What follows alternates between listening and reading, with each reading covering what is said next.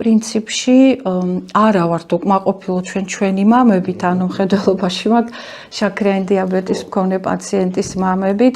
ყავს ისეთი მშობლებიც, ისეთი მამები, რომლებიც დიდაზე უფრო აქტიურადაც არიან ჩართული და სხვათა შორის ჩვენს გქონდა რაღაცა წასახალისებელი ესეთი მამებისთვის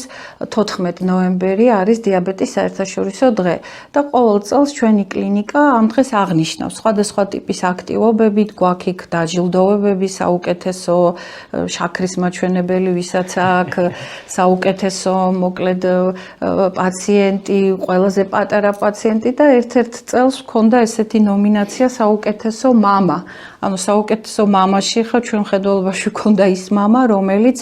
დიაბეტის მართვაში აქტიურად იღებდა მონაწილეობას და ესეთი მამაც ყავდა ნომინანტი, რომელიც დავაჯილდოვეთ. თუმცა, რა თქმა უნდა, მაინც მეტი წილი დედებზე გადადის, გეთანხმებით ეს მდგომარეობა, მაგრამ თლათ ჩვენს მამებზეც ცუც ვერ ვიტყვი რა ამ სიტუაციაში, რა სიტუაციაც რეალურად ჩვენ გვაქვს და მათ ჩართულობაც მოგეხსენებათ, რომ ანუ დიაბეტი ისეთი დაავადებაა, რომ ფაქტიურად თავიდან უნდა ვასწავლოთ ცხოვრება იმ ოჯახს და მამა თუ ამაში არ იქნა ჩართული, ნამდვილად მარტო დედას ელემენტარულად ღამის თევებიც გვიწევს, ძალიან დიდი დატვირთვა და მამის გარეშე ამას ვერ გავუმკლავდებით.